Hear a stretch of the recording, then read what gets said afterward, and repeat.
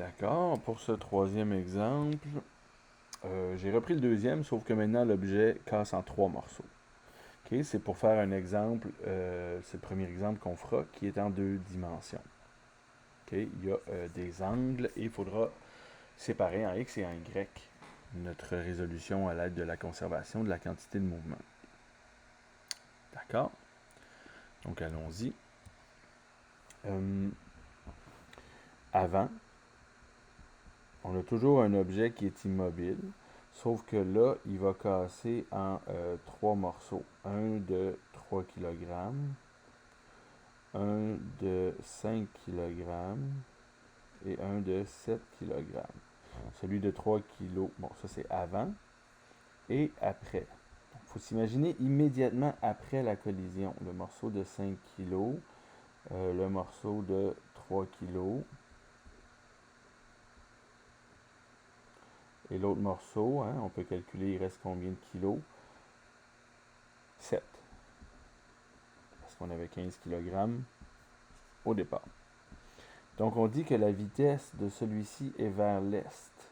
6 mètres par seconde à 0 degré. L'autre, on dit que sa vitesse est à 30 degrés à l'ouest du nord. Donc du nord, je me trace un axe vers le nord et on a 30 degrés à l'ouest. Donc on est en réalité, ça c'est 7 mètres par seconde. On peut dire que c'est 7 mètres, mètres par seconde. On peut dire que ce 7 mètres par seconde là est à combien de degrés dans le cercle Trigo? 90 plus 30, 120 degrés. Et là, on cherche probablement dans cette direction-là la vitesse du troisième objet. Et on va devoir gérer la conservation de la quantité de mouvement en X et en Y pour résoudre cela. Ceci, cela. D'accord? Donc, allons-y en X pour trouver une équation. La quantité de mouvement total en X avant doit égaler la quantité de mouvement total en X après. Ce sont des P minuscules. Bon, ben, avant, on a 15 kg qui est immobile. Après, des masses fois des vitesses. Donc, en X, on a 6 kg. C'est une masse de 3 kg. On devrait toujours écrire l'équation. La masse totale avec la vitesse avant. M1 V1X plus M2 V2X plus M3 V3X. Donc, la masse de 1, c'est 3 kg. V1X, c'est 6 fois le cos de 0. La masse M2, c'est 5 kg. Et la vitesse V2, c'est 7 fois le cos de 120. La masse de 3, c'est 7 kg fois V3X. Si j'écris ça comme ça, mon seul inconnu, c'est V3X. Ici, il y a un petit danger d'avoir écrit V3 fois le cos de l'angle 3. Là, ça nous fait deux inconnus ici. Et puis là, ça devient lourd à gérer. Donc, on va travailler en coordonnées cartésiennes. On va écrire V3X. Puis, on va calculer V3X comme notre seul inconnu. Puis, ça fait que notre réponse sera déjà décomposée en X et en Y. Donc, d'accord. Ici, ça nous donne 0. Donc, 3 fois 6, 18, cos de 0 qui vaut 1. Donc, moins 18 si on prend ce terme ici et on l'envoie de l'autre côté. Ensuite, on va avoir moins 5 fois 7, ça fait 35 cos de 120.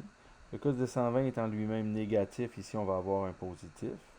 Ça nous donne 7 fois V3, donc si on divise le tout par 7, on va avoir V3X. Et ainsi, si vous le calculez, on va avoir V3X égale, vous pouvez mettre pause aux vidéos puis le calculer. D'accord, le terme qui était ici, là, le moins 35 cos de 120, m'a donné exactement 17.5 plus 17.5. Donc, moins 18 plus 17,5, ça fait moins 0,5 qu'on divise par 7. Vous avez bien noté ça. Sinon, vous pouvez reculer le vidéo puis réécouter. Et voilà, on a la vitesse en x. Donc, il ne reste pas grand-chose en x, vous voyez. C'est presque 0 en x, donc peut-être que la vitesse, en réalité, elle est presque verticale vers le bas. Faudra voir, on va la calculer en y, puis on pourra ensuite là, en reparler. J'ai indiqué là, les étapes intermédiaires. Ce qui est encerclé en rouge donne 17,5, donc moins 18 plus 17,5, le tout sur 7. Moins 0,0714 mètres par seconde, ça c'est en x. Maintenant, si on fait la même chose en y, m fois uy égale m1 v1y plus m2 v2y plus m3 v3y. Et là, on a 0 encore à gauche. M1 fois V1Y, ben, on a 3 kg fois 6 sinus de 0 qui fait 0, n'est-ce pas? La vitesse de l'objet 1 était parfaitement X, il n'y a donc rien en Y. M2 qui vaut 5 kg, on a une vitesse de 7 fois le sinus de 120, qui va faire environ 25-30. Et la masse 3 qui est de 7 fois V3Y. Encore ici, on aurait pu écrire V3 sin de θ 3, mais en l'écrivant comme ça, on obtient directement notre inconnu. Et donc, on va avoir moins 5 fois 7 sinus de 120. Et ensuite, on divise par 7. On peut annuler les 7, sinon faire là, à peu près 25 sur 7. On aura à peu près 3, moins 3. Calculons-le là.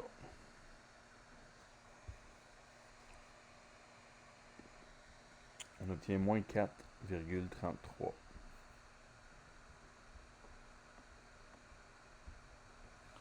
Ainsi, on peut dire que la vitesse du troisième objet est de moins 0,07 i en x moins 4,33 j en mètres par seconde. Si on nous demandait le module et l'angle du vecteur résultant, on pourrait faire Pythagore et arctan de y sur x avec ce vecteur-là. D'accord? Voilà comment on gère un truc qui est en deux dimensions. On gère la dimension x en premier et la dimension y en deuxième. D'accord? Voilà pour cet exemple-ci. Il y en aura quelques autres. Je vous rappelle là, que si vous avez des exercices puis vous avez de la difficulté avec, vous pouvez m'écrire à aidedenphysique@gmail.com et puis, moyennant certains frais, ben, on peut se faire une rencontre puis régler vos problèmes.